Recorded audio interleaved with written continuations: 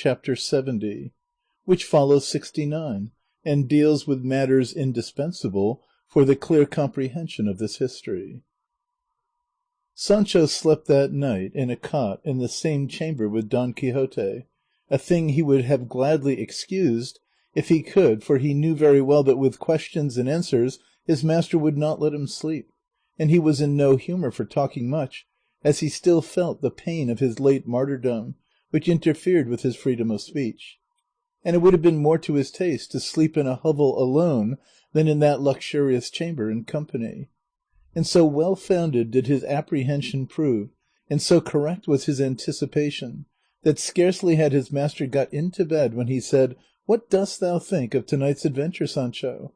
Great and mighty is the power of cold-hearted scorn, for thou with thine own eyes hast seen Altisidora slain, not by arrows, nor by the sword, nor by any warlike weapon, nor by deadly poisons, but by the thought of the sternness and scorn with which I have always treated her."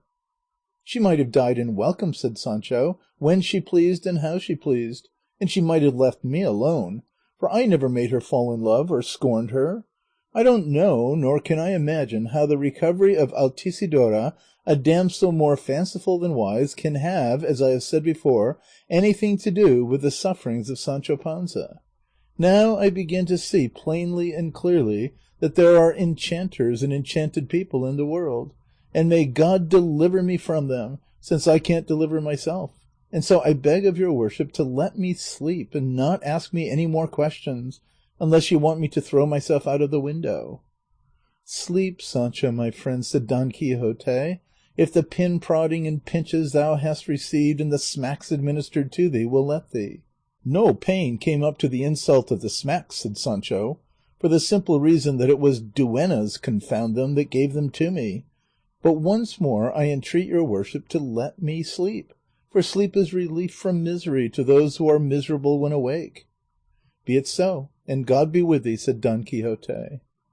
They fell asleep, both of them, and Cide Hamete, the author of this great history, took this opportunity to record and relate what it was that induced the duke and duchess to get up the elaborate plot that has been described.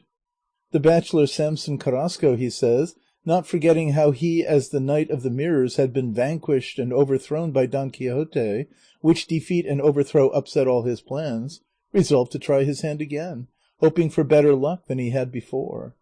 And so, having learned where Don Quixote was from the page who brought the letter and present to Sancho's wife, Teresa Panza, he got himself new armour and another horse, and put a white moon upon his shield, and to carry his arms he had a mule led by a peasant, not by Tom Cecil his former squire, for fear he should be recognized by Sancho or Don Quixote.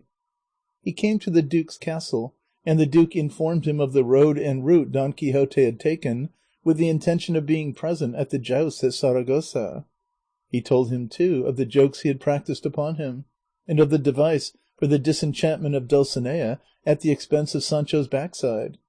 And finally he gave him an account of the tricks Sancho had played upon his master, making him believe that Dulcinea was enchanted and turned into a country wench, and of how the duchess, his wife, had persuaded Sancho that it was he himself who was deceived, inasmuch as Dulcinea was really enchanted, at which the bachelor laughed not a little, and marvelled as well at the sharpness and simplicity of Sancho as at the length to which Don Quixote's madness went. The duke begged of him, if he found him, whether he overcame him or not, to return that way and let him know the result. This the bachelor did. He set out in quest of Don Quixote, and not finding him at Saragossa he went on, and how he fared has been already told. He returned to the duke's castle and told him all, what the conditions of the combat were, and how Don Quixote was now, like a loyal knight errant, returning to keep his promise of retiring to his village for a year, by which time, said the bachelor, he might perhaps be cured of his madness, for that was the object that had led him to adopt these disguises, as it was a sad thing for a gentleman of such good parts as Don Quixote to be a madman. And so he took his leave of the duke, and went home to his village to wait there for Don Quixote, who was coming after him.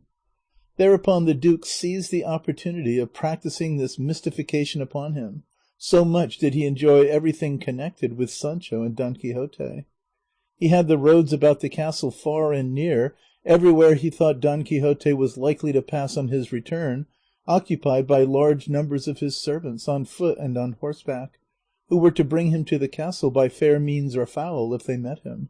They did meet him, and sent word to the duke, who, having already settled what was to be done, as soon as he heard of his arrival, ordered the torches and lamps in the court to be lit, and Altisidora to be placed on the catafalque with all the pomp and ceremony that has been described, the whole affair being so well arranged and acted that it differed but little from reality.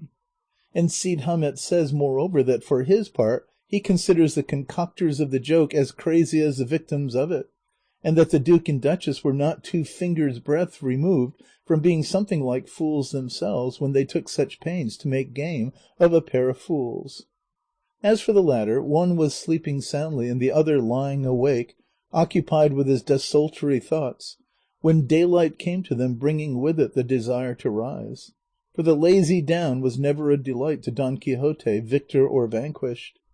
Altisidora, come back from death to life as Don Quixote fancied, following up the freak of her lord and lady, entered the chamber, crowned with the garland she had worn on the catafalque, and in a robe of white taffeta embroidered with gold flowers, her hair flowing loose over her shoulders, and leaning upon a staff of fine black ebony. Don Quixote, disconcerted and in confusion at her appearance, huddled himself up and well nigh covered himself altogether with the sheets and counterpane of the bed, tongue-tied, and unable to offer her any civility. Altisidora seated herself on a chair at the head of the bed, and after a deep sigh said to him in a feeble soft voice, "When women of rank and modest maidens trample honour under foot, and give a loose to the tongue that breaks through every impediment, publishing abroad the inmost secrets of their hearts, they are reduced to sore extremities. Such a one am I, Señor Don Quixote of La Mancha, crushed, conquered, love-smitten, but yet patient under suffering and virtuous, and so much so that my heart broke with grief and I lost my life. For the last 2 days I have been dead, slain by the thought of the cruelty with which thou hast treated me, obdurate knight. O harder thou than marble to my plaint. Or at least believed to be dead by all who saw me, and had it not been that love, taking pity on me, let my recovery rest upon the sufferings of this good squire, there I should have remained in the other world." "Love might very well have let it rest upon the sufferings of my ass, and I should have been obliged to him," said Sancho. "But tell me, señora, and may heaven send you a tenderer lover than my master, what did you see in the other world? What goes on in hell? For of course that's where one who dies in despair is bound for." "To tell you the truth," said Altisidora, "I cannot have died outright, for I did not go into hell. Had I gone in, it is very certain I should never have come out again, do what I might. The truth is, I came to the gate, where some dozen or so of devils were playing tennis, all in breeches and doublets, with falling collars trimmed with Flemish bone lace, and ruffles of the same that served them for wristbands, with 4 fingers' breadth of the arms exposed to make their hands look longer. In their hands they held rackets of fire, but what amazed me still more was that books, apparently full of wind and rubbish, served them for tennis balls. A strange and marvellous thing. This, however, did not astonish me so much as to observe that although with players it is usual for the winners to be glad and the losers sorry, there in that game all were growling, all were snarling, and all were cursing one another. That's no wonder," said Sancho, "for devils, whether playing or not, can never be content, win or lose." "Very likely," said Altisidora, "but there is another thing that surprises me too, surprised me then, and that was that no ball outlasted the first throw, or was of any use a second time, and it was wonderful the constant succession there was of books, new and old. To one of them, a brand new well-bound one, they gave such a stroke that they knocked the guts out of it and scattered the leaves about. 'Look what book that is,' said one devil to another, and the other replied, 'It is the second part of the history of Don Quixote of La Mancha, not by Cide Hamete, the original author, but by an Aragonese who by his own account is of Tordesillas.' 'Out of this with it,' said the first, 'and into the depths of hell with it, out of my sight.' 'Is it so bad?' said the other. 'So bad is it,' said the first, 'that if I had set myself deliberately to make a worse, I could not have done it.' They then went on with their game, knocking other books about, and I, having heard them mention the name of Don Quixote, whom I love and adore so, took care to retain this vision in my memory." "A vision it must have been, no doubt," said Don Quixote, "for there is no other eye in the world. This history has been going about here for some time from hand to hand, but it does not stay long in any, for everybody gives it a taste of his foot. I am not disturbed by hearing that I am wandering in a fantastic shape in the darkness of the pit or in the daylight above, for I am not the one that history treats of. If it should be good, faithful, and true, it will have ages of life, but if it should be bad, from its birth to its burial will not be a very long journey." Altisidora was about to proceed with her complaint against Don Quixote, when he said to her, "I have several times told you, señora, that it grieves me you should have set your affections upon me, as from mine they can only receive gratitude, but no return. I was born to belong to Dulcinea del Toboso, and the fates, if there are any, dedicated me to her, and to suppose that any other beauty can take the place she occupies in my heart is to suppose an impossibility. This frank declaration should suffice to make you retire within the bounds of your modesty, for no one can bind himself to do impossibilities." Hearing this, Altisidora, with a show of anger and agitation, exclaimed, "God's life! Don Stockfish, soul of a mortar, stone of a date, more obstinate and obdurate than a clown asked a favour when he has his mind made up, if I fall upon you I'll tear your eyes out. Do you fancy, Don Vanquished, Don Cudgelled, that I died for your sake? All that you have seen tonight has been make-believe. I'm not the woman to let the black of my nail suffer for such a camel, much less die." "That I can well believe," said Sancho, "for all that about lovers pining to death is absurd. They may talk of it, but as for doing it, Judas may believe that." While they were talking, the musician, singer, and poet, who had sung the 2 stanzas given above, came in, and making a profound obeisance to Don Quixote, said, "Will your worship, sir knight, reckon and retain me in the number of your most faithful servants, for I have long been a great admirer of yours, as well because of your fame as because of your achievements." "Will your worship tell me who you are?" replied Don Quixote, "so that my courtesy may be answerable to your deserts?" The young man replied that he was the musician and songster of the night before. "Of a truth," said Don Quixote, "your worship has a most excellent voice, but what you sang did not seem to me very much to the purpose. For what have Garcilasso's stanzas to do with the death of this lady?" "Don't be surprised at that," returned the musician, "for with the callow poets of our day the way is for every one to write as he pleases, and pilfer where he chooses, whether it be germane to the matter or not, and nowadays there is no piece of silliness they can sing or write that is not set down to poetic licence." Don Quixote was about to reply, but was prevented by the duke and duchess, who came in to see him, and with them there followed a long and delightful conversation, in the course of which Sancho said so many droll and saucy things that he left the duke and duchess wondering not only at his simplicity but at his sharpness. Don Quixote begged their permission to take his departure that same day, inasmuch as for a vanquished knight like himself it was fitter he should live in a pigsty than in a royal palace. They gave it very readily, and the duchess asked him if Altisidora was in his good graces. He replied, "Señora, let me tell your ladyship that this damsel's ailment comes entirely of idleness, and the cure for it is honest and constant employment.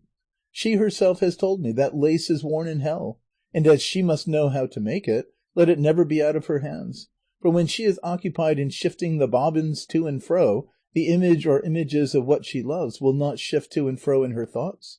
This is the truth, this is my opinion, and this is my advice." "And mine," added Sancho, "for I never in all my life saw a lace maker that died for love. When damsels are at work their minds are more set on finishing their tasks than on thinking of their loves. I speak from my own experience, for when I'm digging I never think of my old woman, I mean my Teresa Panza, whom I love better than my own eyelids." "You say well, Sancho," said the duchess, "and I will take care that my Altisidora employs herself henceforward in needlework of some sort, for she is extremely expert at it." "There is no occasion to have recourse to that remedy, señora," said Altisidora, "for the mere thought of the cruelty with which this vagabond villain has treated me will suffice to blot him out of my memory without any other device. With your highness's leave I will retire, not to have before my eyes, I won't say his rueful countenance, but his abominable ugly looks." "That reminds me of the common saying, that he that rails is ready to forgive," said the duke. Altisidora then, pretending to wipe away her tears with a handkerchief, made an obeisance to her master and mistress, and quitted the room. "Ill luck betide thee, poor damsel," said Sancho, "ill luck betide thee. Thou hast fallen in with a soul as dry as a rush, and a heart as hard as oak. Had it been me, in faith another cock would have crowed to thee." So the conversation came to an end, and Don Quixote dressed himself, and dined with the duke and duchess, and set out the same evening.